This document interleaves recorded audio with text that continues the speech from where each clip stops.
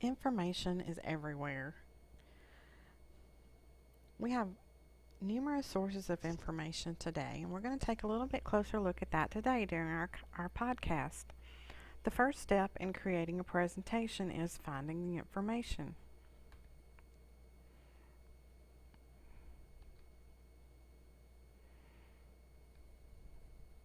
So how do we find information?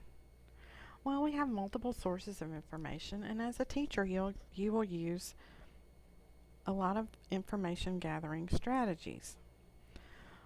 If we're conducting research, we want to use an online database such as Galileo,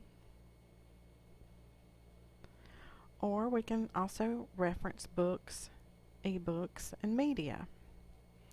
But one of the primary sources of information for teachers today is through internet searches.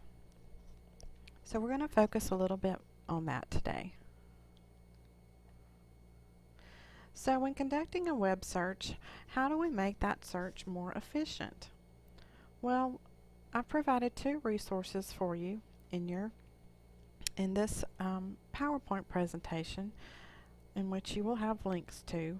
One is a YouTube video on an advanced Google web search, and the other is a information website on the power of Google. So we're going to look at the power of Google today.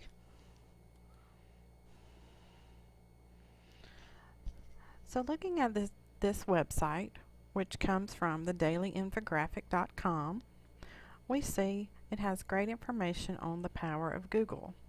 Isn't that ironic that we Googled how to Google?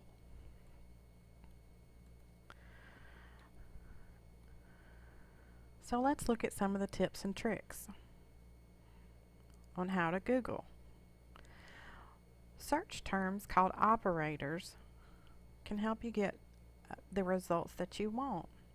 For example, did you know that you can put in the word site followed by a colon and put in a specific website to search on? Also, we know when searching on an exact phrase to use the quotation marks. But did you know that if you put in a minus, that you can exclude that term from your search? These are some great tips to make your searches more efficient. So let's take this example. If you were looking for a report on the different airspeed velocities of common swallows, what are some things that you can do to Google it? Well, the first tip they give here is don't ask Google the questions. Let's be sure we can also search putting in our file type.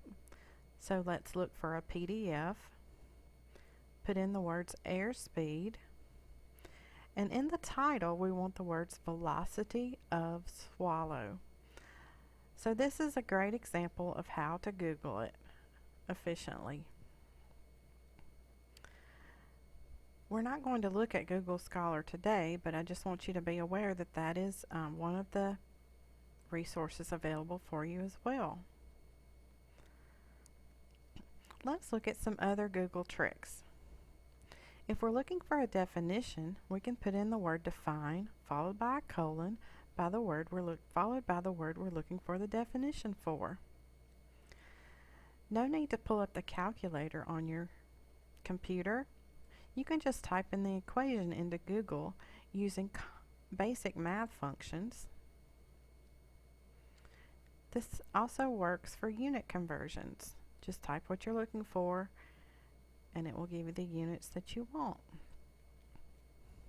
Also included on this website are some keyboard shortcuts that you might want to look at. So let's recap. We want to be sure that we are efficient in how we find the information that we need. Information comes from various sources, and we want to make sure that the information, that we do not spend a lot of needless time in looking for the information, that we are efficient in our web searches, and that we use good resources such as books, our Galileo database, and certainly we want to use internet research as well.